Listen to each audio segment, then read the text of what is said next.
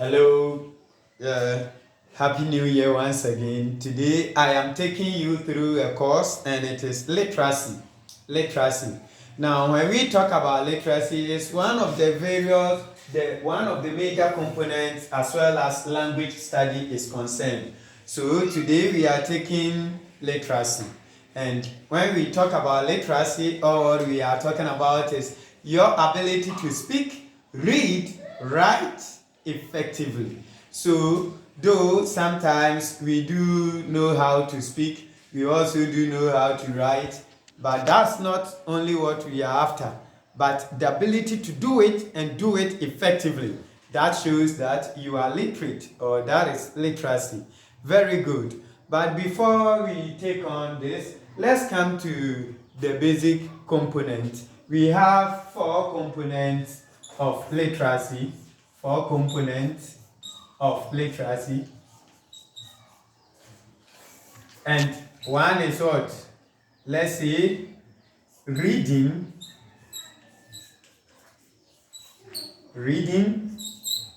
writing, then we have speaking, we have listening. Listening is also part of literacy. Yeah, there are differences between hearing and listening. We will come to that. But for the first place, let's talk about reading, writing, speaking, and listening. Then we will see how they are. When we talk about reading, as well as we have these components have been categorized into two major sessions. We have productive session, we have productive, and we have receptive.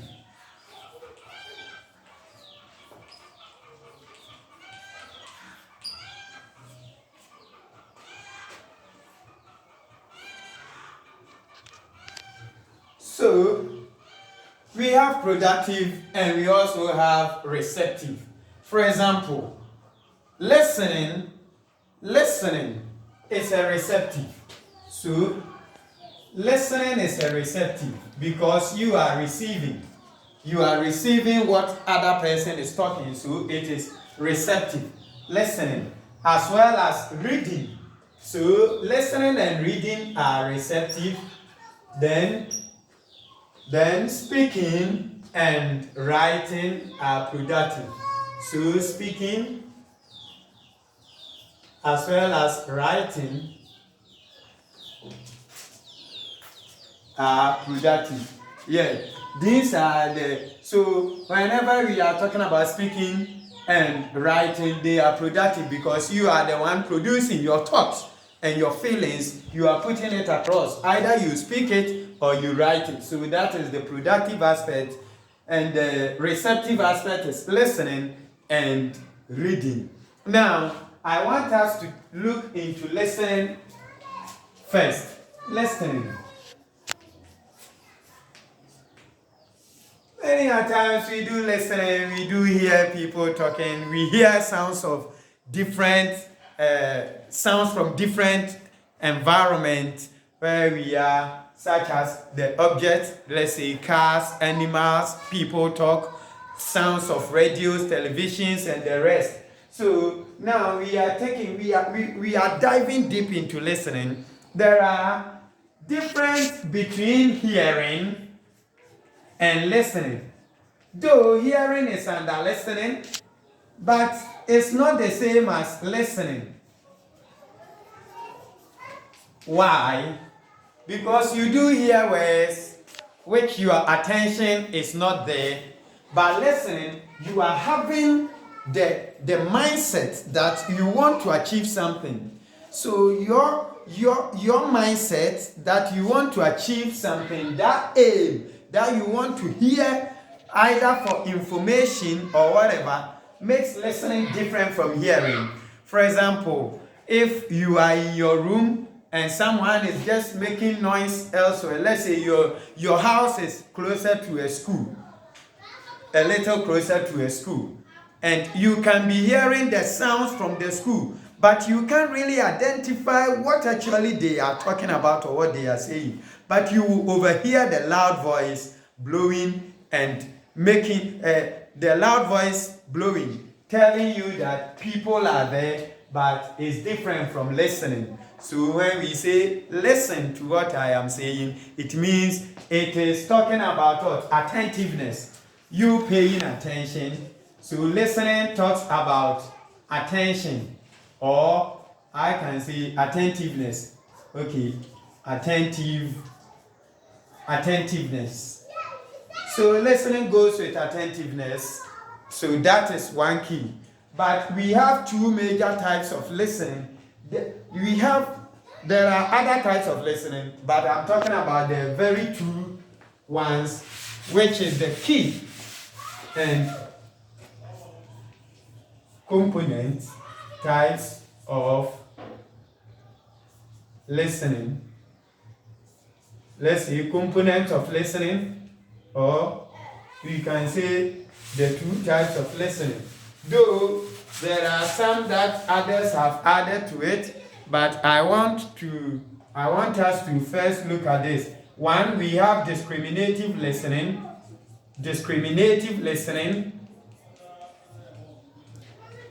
And two, we have comprehensive listening.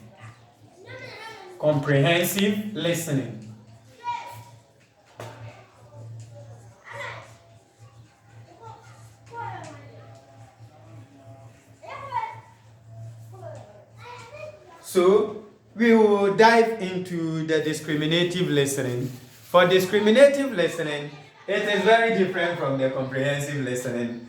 As I was talking about hearing as well as attention, the attentiveness. So discriminative listening is somehow closer to hearing itself. So here you do hear sounds, you do make some recognizing voices and the rest, but it is not in your mindset that you are listening for, let's say, information or for understanding. So that is the discriminative listening. And here I want to read something small from the book to you. Discriminative listening does not involve understanding of the meaning of words or phrases, but merely different sounds that are produced. So discriminative listening, it does not involve understanding of the words or phrases that are being produced, but they are just merely the sounds that are produced.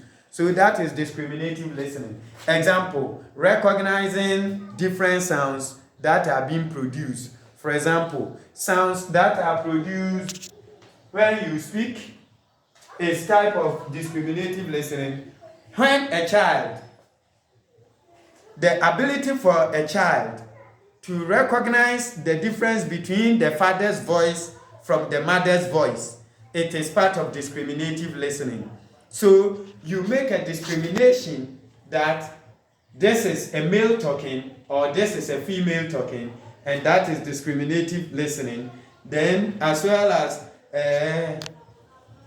recognizing foreign language. When someone is speaking a foreign language to you, your ability to recognize that the person is speaking a foreign language is also discriminative listening. You will not actually know or understand the words that the person is saying. For example, if a Chinese is here talking, you will hear that the person is talking, but you can't make any meaning from what the person is saying because you do not understand Chinese language. And so you don't even worry yourself to understand or to comprehend what the message the person wants to put across. That is discriminative listening. And ability to also recognize regional accent is also discriminative listening. So recognizing different foreign language is a discriminative listening. Recognizing different sounds that are being produced of subtle difference between sounds that are produced is a discriminative listening. Then recognizing foreign language is also a discriminative listening, because when someone is speaking a foreign language, you will hear that the person is speaking a language which is different from yours. And it is part of discriminative listening because you will never understand what the person is actually saying. I hope you got the discriminative listening. Now let's dive into the comprehensive listening. From the word comprehensive, what comes to your mind? Comprehend, understand.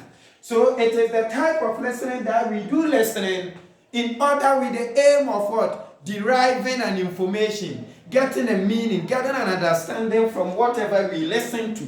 That is comprehensive listening. So understanding the message that are being communicated, that is what?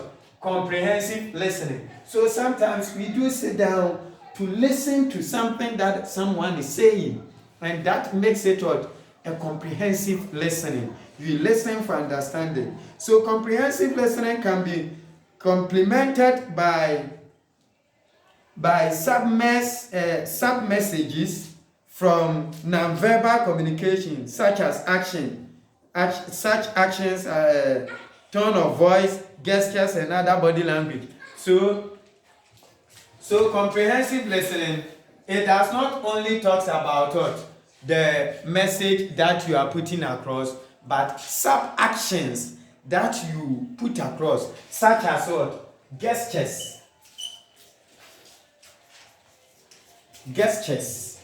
Then, let's say body language.